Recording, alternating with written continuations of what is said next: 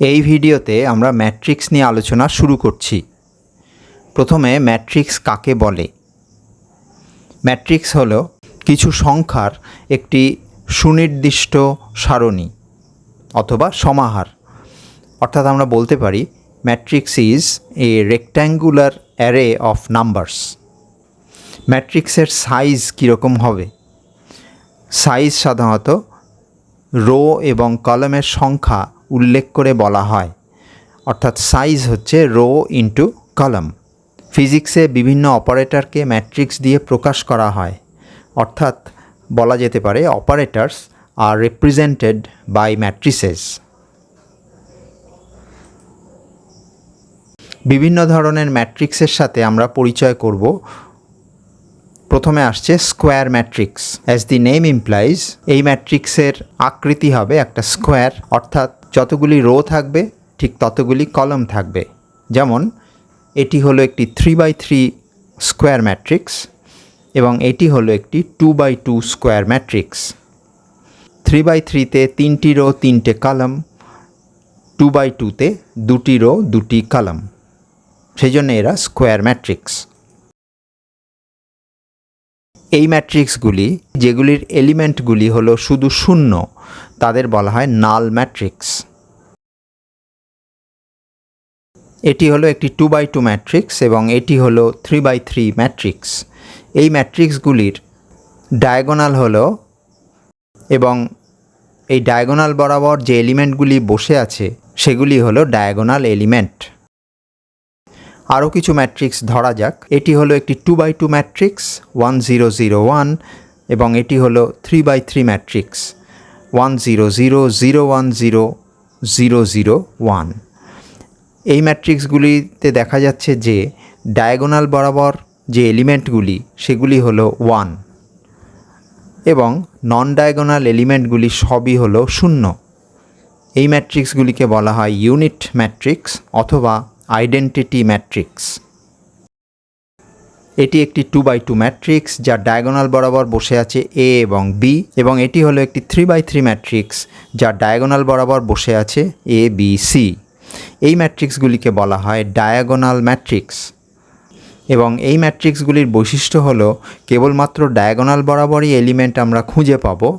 যেমন এই ক্ষেত্রে পাচ্ছি A B অথবা A B C, এবং সমস্ত নন ডায়াগোনাল এলিমেন্টগুলি হলো 0, অর্থাৎ all non diagonal matrix elements আর 0। এই ম্যাট্রিক্সটি ধরা যাক।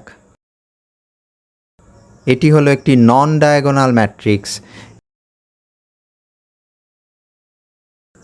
আর নন ডায়াগোনাল ম্যাট্রিক্সের ক্ষেত্রে আমরা ডায়াগোনাল ছাড়াও অফ ডায়াগোনাল পজিশনেও নন জিরো ম্যাট্রিক্স এলিমেন্ট খুঁজে পাব, যেমন এই ক্ষেত্রে 2,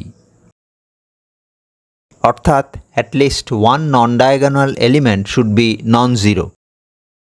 এবার আমরা আসছি এই ম্যাট্রিক্সে যেখানে 2টি রো রয়েছে আর একটি কলাম রয়েছে। একটি কলাম থাকার জন্যে এটিকে বলা হয় কলাম ম্যাট্রিক্স অথবা কলাম ভেক্টর। এই ম্যাট্রিক্সটির 3টে রো রয়েছে এবং একটি কলাম রয়েছে, অতএব এটিও একটি কলাম ম্যাট্রিক্স অথবা কলাম ভেক্টর। এই ম্যাট্রিক্সে একটি রো রয়েছে, 2টি কলাম রয়েছে। যেহেতু একটি রো রয়েছে সুতরাং এটিকে বলা হয় রো ভেক্টর অথবা রো ম্যাট্রিক্স। এই ম্যাট্রিক্সের একটি রো 3টি কলাম, সুতরাং এটিও একটি রো ভেক্টর বা রো ম্যাট্রিক্স। এবার আমরা আসছি ম্যাট্রিক্স মাল্টিপ্লিকেশনে। রো ম্যাট্রিক্স এবং কলাম ম্যাট্রিক্স গুণ করলে আমরা পাবো একটি সংখ্যা। যেমন AB হলো একটি রো ম্যাট্রিক্স, CD হলো একটি কলাম ম্যাট্রিক্স। এদের গুণ করলে আমরা পাবো AC প্লাস BD, যেটি কিনা একটি সংখ্যা। আরেকটি উদাহরণ, AB রো ভেক্টর ইন্টু একটি কলাম ভেক্টর যার এলিমেন্টগুলি হলো A স্টার B স্টার। এখানে স্টার মানে কমপ্লেক্স কনজুগেট, সুতরাং গুণ করলে আমরা পাচ্ছি mod A square plus mod B square. আমরা ঘুরিয়ে যদি লিখি, অর্থাৎ কলাম ম্যাট্রিক্সের সাথে একটি রো ম্যাট্রিক্সের গুণ তাহলে পরে এই গুণ করার পরে আমরা একটি ম্যাট্রিক্স পাবো বা ম্যাট্রিক্স অপারেটর পাবো। যেমন এবি হলো একটি কলাম ম্যাট্রিক্স, সিডি হলো একটি রো ম্যাট্রিক্স। গুণ করলে আমরা পাবো এসি এডি বিসি বিডি, এই ম্যাট্রিক্সটি।